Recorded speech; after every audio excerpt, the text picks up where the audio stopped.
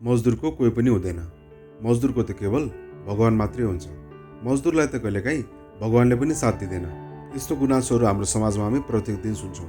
एउटा मजदुरलाई दिनरात मेहनत गरे पनि साँझ बिहान छाक टार्ने गाह्रो हुन्छ हाम्रो देशमा। र अर्कोतिर यस्तो व्यक्तिहरू पनि छन् जोसँग प्रशस्त पैसा छ र जसले आफूलाई आवश्यकताभन्दा पनि बढी खर्च गर्न सक्छन्। हाम्रो समाज विभिन्न वर्गमा बाँडिएको देखिन्छ, धनी, गरिब र कोही मध्यम वर्गका। समाजले नयाँ रूप लिइसकेको छ। जहाँ पहिला राजतन्त्रको सिस्टम थियो भने हिजो आज बिजनेसम्यान सिस्टमले जन्म लिएको छ।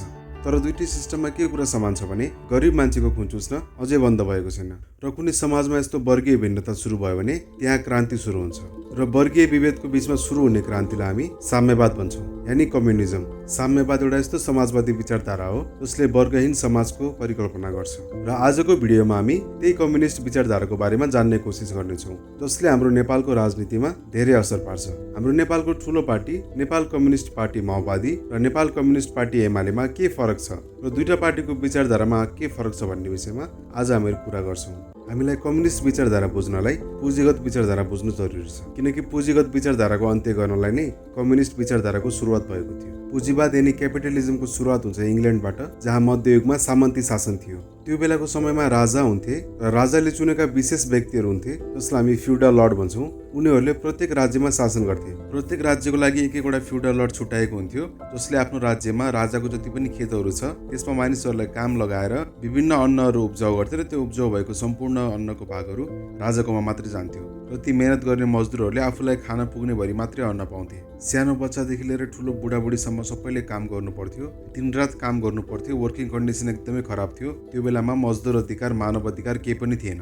दिन रात 18 घण्टा 20 घण्टा काम चल्थ्यो। बिरामी भएको बेला पनि कुनै छुट्टीहरू पाउँथेन। 100औं वर्षदेखिको सामन्त्यवादको दबावपछि मजदुरहरूले विद्रोह सुरु गर्छन् र अन्तमा इङ्ल्यान्डमा सामन्त्यवादको अन्त्य हुन्छ। जस्तै पहिला राजाको खेतमा 100 केजी धान एक्सपेक्टेड थियो र 200 केजी धान उत्पादन भयो भने त्यो 200 केजीमा 100 केजी एक्स्ट्रा राजासँग जान्थ्यो। अब के गरिन्थ्यो त त्यो बचेको 100 केजी एक्स्ट्रा चामल बेचेर त्यसबाट आएको पैसाले मजदुरलाई स्यालेरी दिन सुरु गरियो। त्यसबाट स्यालेरी सिस्टम सुरु भयो। अब मजदुरहरूले धेरै मेहनत गरे बापत धेरै स्यालेरी पाउँथे, जसले गर्दा कम्पिटिसन सुरु भयो र त्यसले विभिन्न आधुनिक आविष्कारहरूलाई स्थान दियो, जसको मद्दतले किसानले आफ्नो उत्पादन बढाउन सक्थे। Better product, more money, more competition. इङ्ल्यान्डमा खुला व्यापार सुरु भएदेखि मानिसहरू बीचमा स्तरको फरक छुट्टिन लाग्यो। कोही मान्छे धनी हुँदै गयो त कोही गरिब। विभिन्न उद्योगहरू बन्न सुरु हुन्छन् र मानिसले गर्ने काम मेसिनले गर्न सुरु गर्छ र इङ्ल्यान्डमा इन्डस्ट्रियल रेभोल्युसन सुरु हुन्छ। प्रोडक्सनको मात्रा बढेसँगै मानिसहरूको शोषण पनि बढ्न सुरु हुन्छ र इन्डस्ट्रियल रेभोल्युसनले गर्दा गाउँमा बस्ने मानिसहरू सबै सहरतिर पस्छन्। गाउँमा कुनै पनि काम नपाउने कारणले गर्दा सबै मानिसहरू सहर पसेपछि एकाएक सहरमा बढेको पपुलेसनले गर्दा सहरको स्थिति एकदमै गाह्रो हुन्छ। वासस्थानको कमी, पिउनलाई शुद्ध पानी नपाउने र हाइजिनको कमीले गर्दा विभिन्न किसिमको महामारीको रोगहरू फैलिने त्यो बेलामा स्वाभाविक भइसकेको थियो। दिनभरिको फ्याक्ट्रीको काम, अनहाइजेनिक खाना, अनहाइजेनिक पानी, यो सबले गर्दाखेरि मजदुरहरू मर्नु र दुःख पाउनु स्वाभाविक भइसकेको थियो। जसको कारणले व्यापारिक वर्ग र मजदुर वर्गमा दुईटा वर्ग छुट्टिसकेको थियो। व्यापारिक वर्ग ठुलो घरमा बस्थे, राम्रो ठाउँमा बस्थे, राम्रो खान्थे भने मजदुरहरूलाई आफ्नो दिनचर्या गुजार्न पनि गाह्रो हुन्थ्यो। इन्डस्ट्रियल रेभोल्युसन पनि मजदुर वर्गलाई श्राप नै साबित भयो। माथिल्लो वर्गको मानिसहरूको जेब भरिँदै गयो भने तल्लो वर्गको समस्याहरू अझ बढ्दै गयो। यो त भयो त्यहाँको सामाजिक अवस्था। जुन सामाजिक वर्गीय विभेद छ त्यो अवस्थामा अब सुरुवात हुन्छ कम्युनिजमको र कार्ल मार्क्सको सिद्धान्तको। कार्ल मार्क्सको कम्युनिजम विचारधारा बुझ्नुभन्दा अगाडि थोरै हामीहरू बेसिक कम्युनिजमको बारेमा बुझौँ है त। कम्युनिजमले के भन्छ भन्दाखेरि जुन हाम्रो समाज हुन्छ र समाजमा भएको जुन मिन्स अफ प्रोडक्सन हुन्छ, जस्तै खेत भयो, कुनै फ्याक्ट्री भयो, कुनै संस्था भयो, त्यसमा चाहिँ कुनै एउटा व्यक्तिको राज हुनु हुँदैन। त्यो चाहिँ सबै जनताको बराबर हुनुपर्छ। र कम्युनिस्ट विचारधाराले अर्को के भन्छ भन्दाखेरि समाजमा कुनै पनि किसिमको भेदभाव हुनु हुँदैन, कुनै पनि किसिमको वर्ग हुनु हुँदैन, चाहे त्यो धनको आधारमा होस्,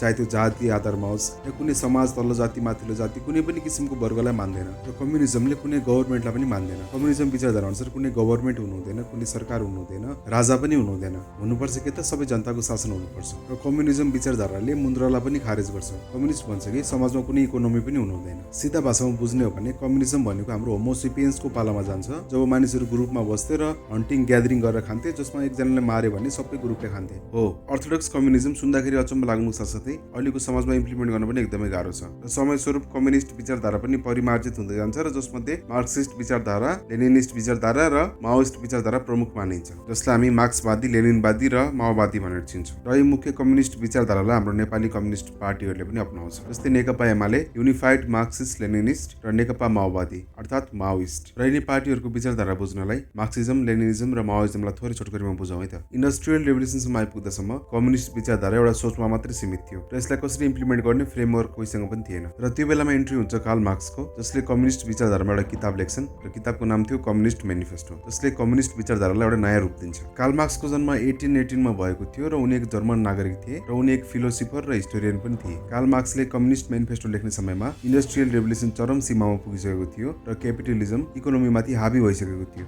र समाज दुईटा वर्गमा बाँडिसकेको थियो। एउटा थियो फ्याक्ट्रीमा काम गर्ने लेबरहरूको वर्ग र अर्को थियो फ्याक्ट्रीका मालिकहरूको वर्ग। र यिनले यी दुईटा वर्गलाई दुईटा नामले विभाजित गर्छन्। मजदुर वर्गलाई उनले प्रोलेटेरिएट भन्छन् भने मालिक वर्गलाई उनले बुर्जुवाजी भनेर सम्बोधित गर्छन्। इन्डस्ट्रियल रेभोल्युसनले मालिक वर्गलाई अथाह पैसा कमाउने मौका दियो भने त्यो पैसा तिनीहरूले मजदुर वर्गलाई एक्सप्लोइटेसन गरेर कमाउँथे। कार्ल मार्क्स पनि यही समयमा ठुलो हुँदै थिए र उनले देख्दै थिए बुर्जुवाजी वर्गले प्रोलेटेरिएटमाथि गरेको अन्याय र अत्याचार र त्यसैमाथि पोभर्टी, डिजिज र ब्याड वर्किङ कन्डिसनले गर्दा प्रोलेटेरिएटको जीवन दिनदिनै नाजुक हुँदै गएको थियो। र यी सबै प्रब्लमबाट छुटकारा पाउनलाई कार्ल मार्क्सले 1848 मा आफ्नो साथी फ्रेडरिक एङ्गल्ससँग मिलेर कम्युनिस्ट म्यानिफेस्टो लेख्छन्, जसमा उनले क्यापिटलिस्ट समाजलाई हटाएर एउटा कम्युनिस्ट समाज स्थापना गर्ने कुरा गर्छन्। र जसमा कार्ल मार्क्सले बताउँछन् हाम्रो समाजमा बढिरहेको इन्कमको जुन डिफरेन्स छ त्यसले गर्दा भोलि वर्ग सृजना हुन्छ र पछि गएर वर्ग बीचको क्रान्तिले गर्दा एउटा कम्युनिस्ट समाजको स्थापना हुने कुरा गर्छन्, जुन समाजमा कुनै पनि किसिमको प्राइभेट प्रपर्टी हुँदैन, समाजमा रहेको सम्पूर्ण धनको अधिकार सम्पूर्ण माथि हुन्छ र कुनै क्लास र वर्गको आधारमा भेदभाव हुँदैन र त्यो समाजमा सबै बराबर हुनेछ, कोही धनी कोही गरिब हुने छैन र त्यो समाजमा कसैसँग पनि पुस्तौनी सम्पत्ति हुने छैन। र यिनै विचारधाराहरूले गर्दा कार्ल मार्क्सलाई कम्युनिजमको पिता भनिन्छ र उनको विचारधारालाई मार्क्सिजम भनेर चिनिन्छ। अर्थोडक्स कम्युनिजम र मार्क्सिजममा के फरक छ भन्दाखेरि मार्क्सिजमले एउटा क्लासलेस स्टेटको परिकल्पना गर्छ भने कम्युनिजमले कुनै स्टेटलाई नै मान्दैन। मार्क्सिजमले इकोनोमी बीचको स्ट्रगललाई हेर्छ भने कम्युनिजमले कुनै इकोनोमीलाई नै मान्दैन। मार्क्सिजमले एउटा प्रोलेटेरिएटको राज हेर्छ भने कम्युनिजमले कुनै राजलाई नै मान्दैन। र मार्क्सिजमले कुनै पनि धर्मलाई मान्दैन भने कम्युनिजमले चाहिँ कुनै धर्मलाई मान्न पनि सक्छ र नमान्न पनि सक्छ। र अर्को इम्पोर्टेन्ट कुरा, मार्क्सिजमले कुनै पनि हिंसाको उल्लेख गर्दैन। मार्क्सिजम के भन्छ भन्दाखेरि हाम्रो समाज बाई द टाइम आफै परिवर्तन हुन्छ र क्यापिटलिस्टबाट कम्युनिस्ट समाज आफै आफ सिर्जना हुन्छ।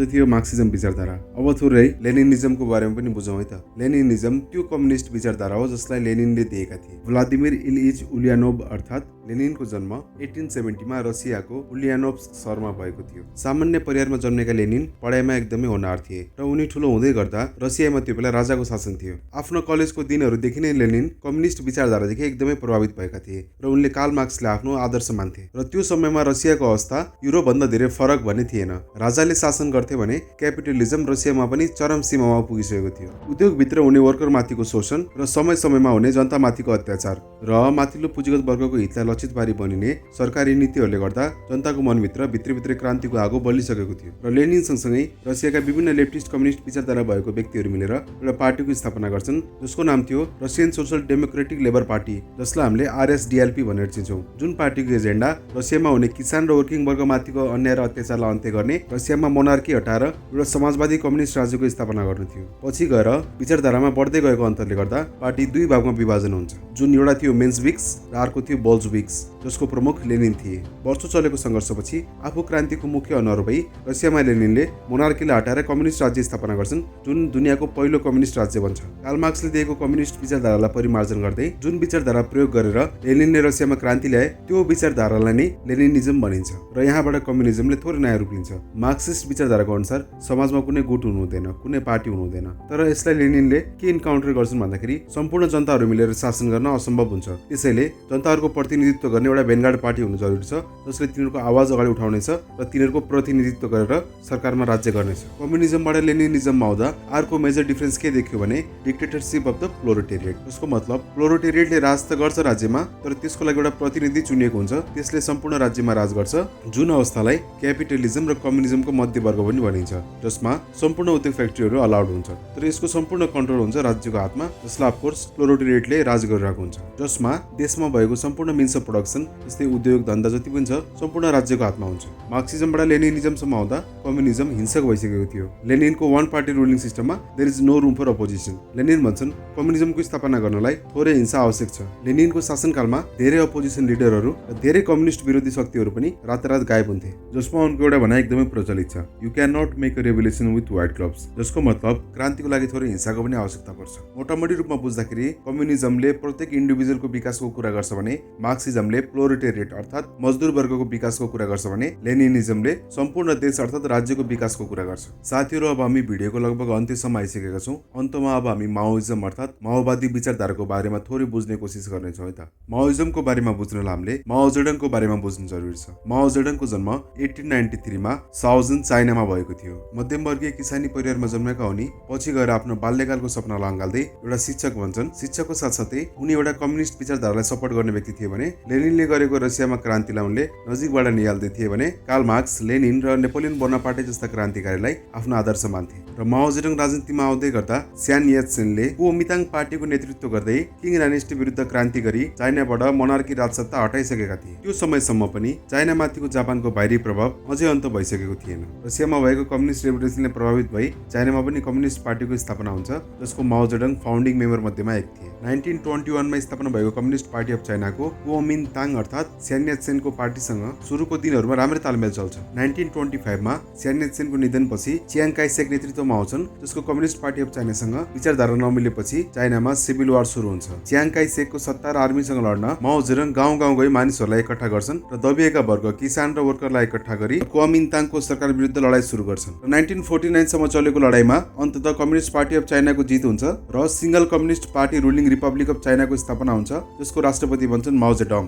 साथीहरू, मैले यस भिडियोमा जति पनि क्रान्तिको विषयको कुरा गरेको छु, रसियन क्रान्ति, चाइनिज क्रान्ति, औद्योगिक क्रान्ति, ती तीनवटा विषय आफैमा महत्त्वपूर्ण र ठूलो विषय भएकोले मैले यस भिडियोमा सम्पूर्ण रूपमा समावेश गर्न सकिनँ। यदि तपाईँ त्यस विषयमा अलग्गै भिडियो चाहनुहुन्छ भने प्लिज कमेन्ट गर्नुहोला। र अब भिडियोको अन्तमा माओवादी विचारधाराको बारेमा पनि थोरै बुझौँ है त। माओले चाइनामा विकसित गरेको कम्युनिस्ट विचारधारालाई नै माओवादी विचारधारा भनिन्छ। सबै कम्युनिस्टको लडाई भनेको फ्युडल सिस्टम र क्यापिटलिजम विरुद्ध थियो, तर माओले नयाँ कुरा के एड गरे आफ्नो आइडियोलोजीमा भन्दाखेरि उनले एड गरे नयाँ नयाँ टेक्निक्सहरू। मार्क्सिजम भन्छ वर्करहरूले पछि गएर आफूमाथि भएको एक्सप्लोइटेसनको बारेमा आफै थाहा पाउने र पछि गएर आफै क्रान्ति सुरु भएर कम्युनिजम स्थापना हुन्छ। लेनिन भन्छन् त्यसको लागि एउटा पार्टीको स्थापना गर्नु जरुरी छ। त्यो पार्टीले नै प्रत्येक वर्करमा गएर तिनीहरूमाथि भएको एक्सप्लोइटेसनको बारेमा बताउने र तिनीहरूमाथि क्रान्तिको भाव सृजना गर्ने र त्यसपछि भएको क्रान्तिले नै कम्युनिजम आउँछ। माओइजम भन्छ यो त सबै ठिकै छ, तर यो सँगसँगै नयाँ टेक्निक्सहरू पनि एड गर्नुपर्छ, जस्तै गुरिल्ला वारफेयर। गुरिल्ला वारफेयर मतलब सडन अट्याक अन एनिमी, मतलब आफ्नो एनिमीलाई परास्त गरिदिने अचानक गरेको अट्याकले गर्दा। माओइजममा कुनै पनि इथिक्स प्रिन्सिपललाई मानिँदैन। अल्टिमेट मोटिभ के हुनु पर्यो त? एनिमीलाई खत्म गर्ने। चाइनाको त्यो बेलाको स्थितिलाई हेर्दै माओ जेडङले आफ्नो रेभोल्युसनलाई दुईटा नाम दिएको थिए। एउटा थियो नेसनल रेभोल्युसन, अर्को थियो डेमोक्रेटिक रेभोल्युसन। डेमोक्रेटिक रेभोल्युसन थियो आफ्नो देशभित्र रहेको क्यापिटल सिस्टम र फ्युडल सिस्टम विरुद्ध भने नेसनल रेभोल्युसन थियो इम्पेरियलिजमको विरुद्ध, जुन बाहिरी शक्ति थिए तिनीहरूको विरुद्ध। जस्तै चाइनाको विषयमा हेर्ने भने जापान। दुईटै रेभोल्युसनलाई जोडेर माओले नाम दिन्छन् पिपल्स रेभोल्युसन। साथीहरू, मार्क्सिजम, लेनिनिजम र माओइजममा त्यस्तो धेरै फरकहरू त केही छैन, तर मार्क्सिजम र लेनिनिजमले प्रोलेटेरिएट अर्थात् वर्किङ वर्गको क्रान्तिको कुरा गर्छ भने माओइजमले किसान वर्गको क्रान्तिको कुरा गर्छ। मार्क्सिजममा कुनै हिंसाको उल्लेख थिएन भने लेनिनिजमबाट हिंसाको सुरुवात हुन्छ र माओइजमसम्म आइपुग्दा त्यो हिंसा चरम सीमामा पुग्छ। साथीहरू, यी त थिए कम्युनिस्ट विचारधाराहरू। तपाईँलाई यी तीन मध्ये कुन विचारधारा राम्रो लाग्यो र हजुरलाई के लाग्छ नेपालका पार्टीहरूले यी तीनटा विचारधारालाई अपनाउन सफल भए त? र जुन क्रान्ति माओले र लेनिनले ल्याएका थिए र जुन विकास उनीहरूले गरेको थिए, के त्यो विकास हाम्रो देशको पार्टीहरूले गर्न सफल छन् त? साथीहरू, हजुरलाई यो भिडियो कस्तो लाग्यो प्लिज कमेन्टमा लेख्नुहोला र यो भिडियो सम्पूर्णले लाइक, सेयर, कमेन्ट गरेर मलाई सहयोग गर्नुहोला र जति पनि कम्युनिस्ट साथीहरू हुनुहुन्छ उहाँहरू बीच यो भिडियो सेयर गर्नुहोला है त। धन्यवाद।